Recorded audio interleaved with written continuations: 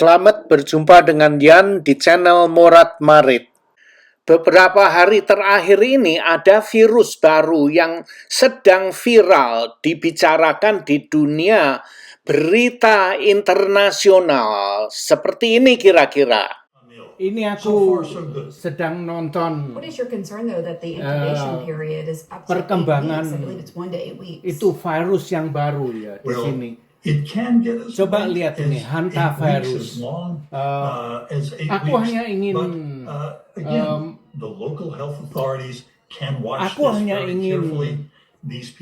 agar kalian tahu, mungkin tidak mendengar berita internasional ya. Maka itu aku tayangkan di sini berapa menit aja ya.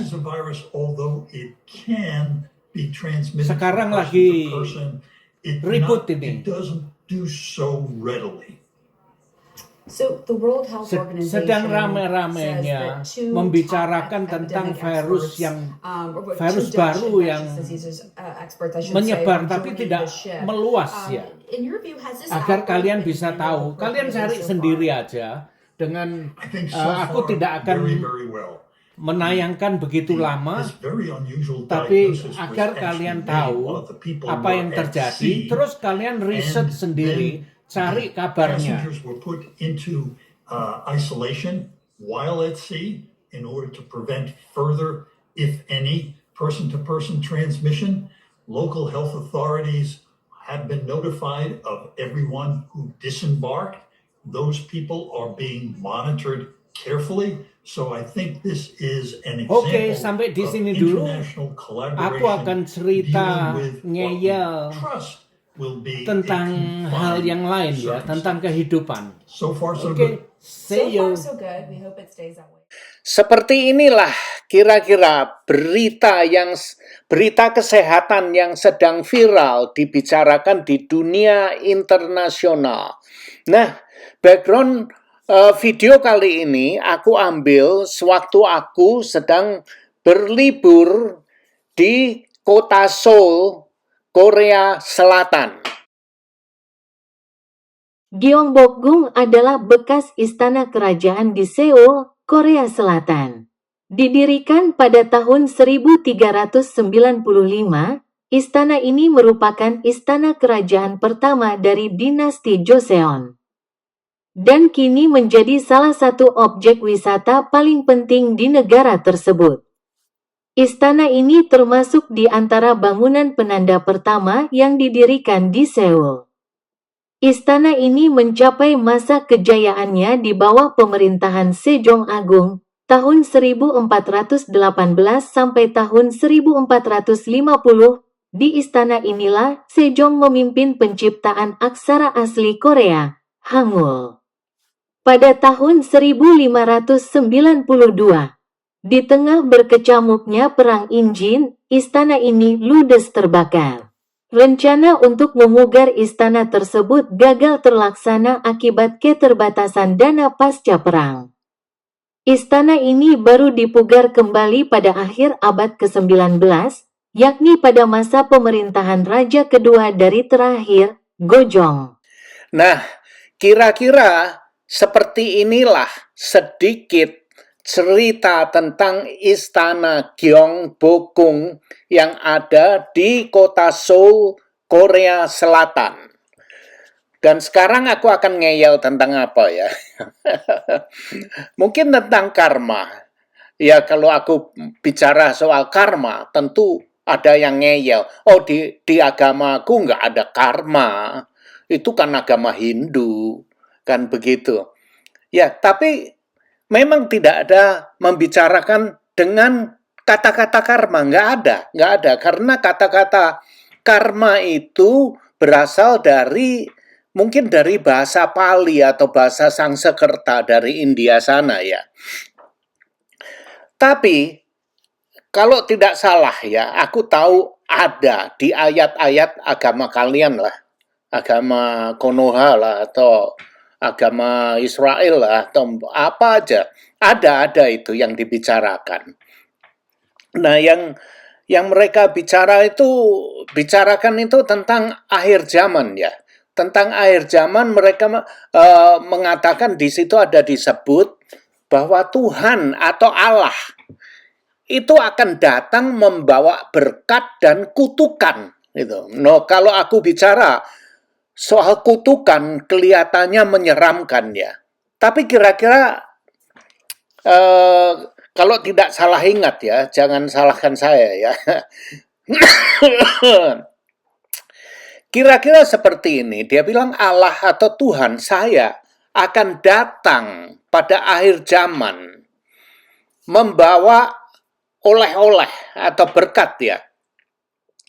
Tuhan atau Allah membawa berkat untuk manusia. Wow. Untuk manusia, dengar ini baik-baik ya. Tuhan akan datang di akhir zaman membawa berkat untuk semua umat manusia sesuai dengan perbuatan kalian masing-masing. Nah, itu dia. Itu intinya. Itu kalian mau bilang itu karma atau enggak ya terserah kalian ya. Yang jelas itulah yang dikatakan dalam agama-agama yang ada ya. Tidak Tuhan akan datang membawa berkat untuk kalian semua sesuai dengan kelakuan atau perbuatan kalian. Nah, itu dia. Kalau nggak percaya ya, kalian cari sendiri aja lah. Kalian ini kan ahli agama kan. Cari aja sendiri. Kira-kira seperti itu. Nah, juga aku akan bicara tentang uang kotor. Uang kotor itu gimana ya? Nah, ada orang yang mengatakan begini ya. Seandainya orang tuanya itu berbuat jahat atau berbuat yang kejam atau salah, apakah anaknya itu menanggung perbuatan orang tuanya itu? Itu tergantung ya. Tergantung.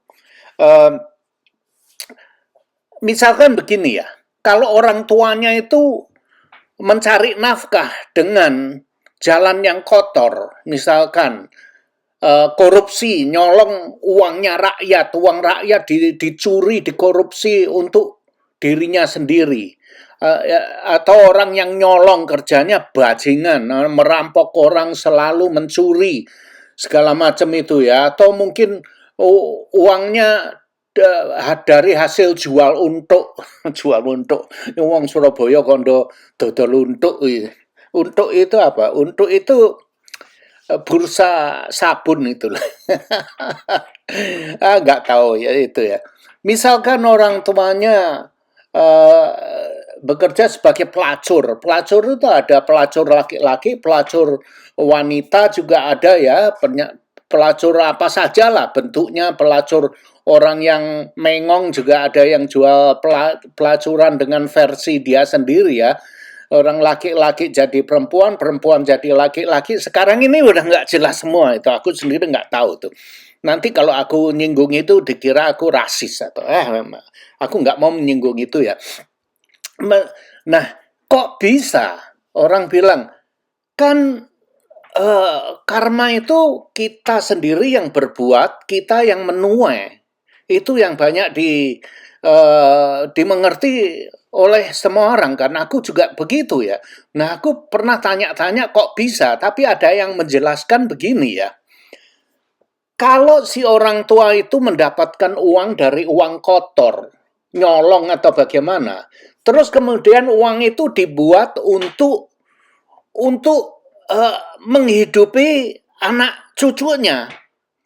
Nah, otomatis si anak cucu itu memakan uang kotor. Baik disengaja atau tidak sengaja, tapi tetap ada dosanya, hukumannya itu masih tetap ada. Karena kalian makan uang kotor, akhirnya kalian pun juga akan membayar dosa-dosa dari uang kotor itu. Nah, itu pernah dijelaskan dengan seseorang, aku lupa namanya ya. Bukan main ya kalau mau dipikir. Nah, kalau aku pikir ya itu benar juga ya. Atau itu nggak benar, orang bisa mengatakan karma nggak benar, itu urusan kalian. Itu urusan kalian. Ini di sini aku mau ngeyel soal apa yang yang masuk akal di otak aku ya.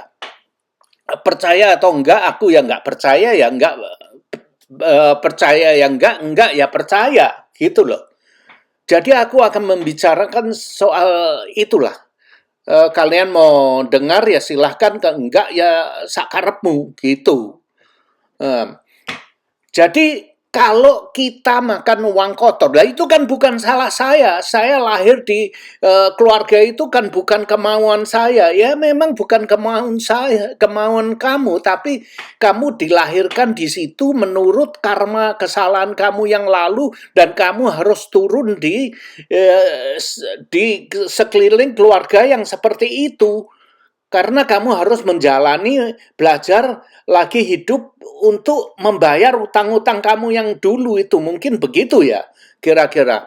Tapi kalau, jadi intinya begini, kalau kamu makan uang kotor, ya kamu harus membersihkan diri kamu sendiri, harus membayar, itu tadi, karena uangnya itu uang kotor, jadi kalian harus membayar, gitu. Udah nggak bisa ditawar-menawar gitu. Nah, kira-kira begitu ya. Terus aku berpikir, bukan main itu ya. Kalau dipikir mau itu ya, hidup ini sangat ruwet sekali.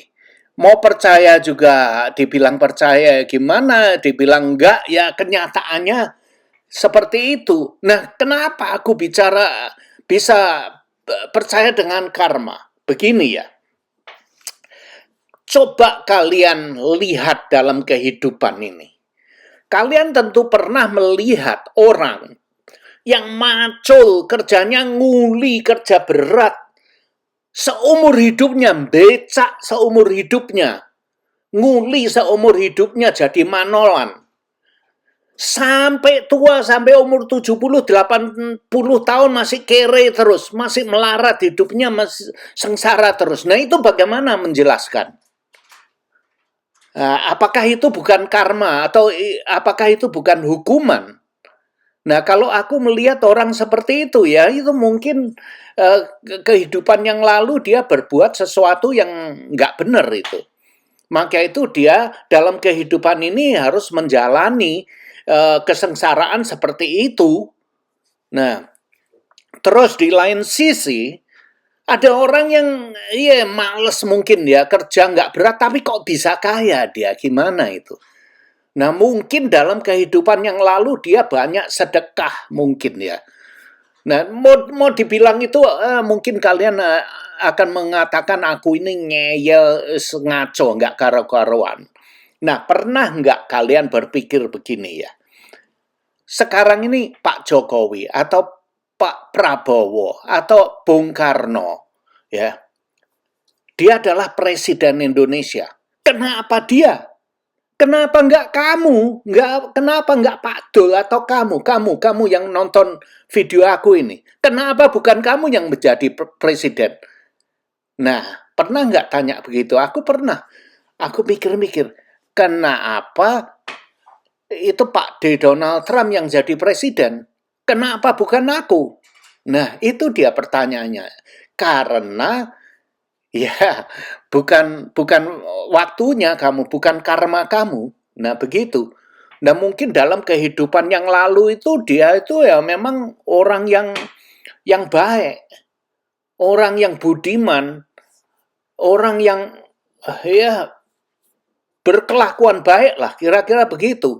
Maka itu dalam kehidupan yang sekarang dia jadi jadi presiden. Nah, itu dia.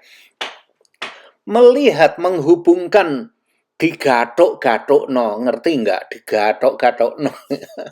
Dicocok-cocokkan dengan karma, dengan uang kotor. Semuanya itu mulai masuk akal. Bagaimana menurut kalian? Mungkin kalian mengatakan aku ini ngaco. Ya nggak apa-apa. Kalian tidak harus setuju dengan apa yang aku katakan. Aku tidak meminta kalian untuk setuju dengan aku. Enggak. Ini aku hanya berbagi apa yang ada di otak aku. Aku ingin bagikan ngeyel ke kalian.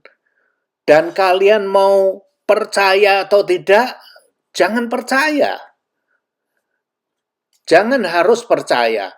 Ini hanya untuk sesuatu untuk kita kaji bersama, untuk kita pikirkan bersama.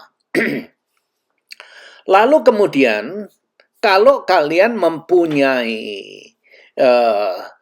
komen tentang ini, silahkan. Komen aku ini terbuka. Komenku ini tidak aku blok sama sekali. Tidak aku batasi atau gini-gini. Kalian mau berkomen, aku senang. Aku akan membacanya. Jadi tinggalkan komen. Oke, walaupun kalian mau ngeritik aku jungkir balik, ya nggak apa-apa, nggak apa-apa, gitu. Jadi aku senang kok, aku selalu membaca komen-komen kalian itu. Aku senang masukan-masukan, entah itu masukan yang mengkritik aku, menghujat aku, nabrak truk, sambar beledek, ya terserah, nggak apa-apa, ora apa-apa kok. Aku malah senang bila aku bisa interaksi dengan kalian. Interaction, itulah intinya di video aku ini. Aku ingin berinteraktif dengan kalian. Jangan selalu setuju dengan aku, membosankan itu.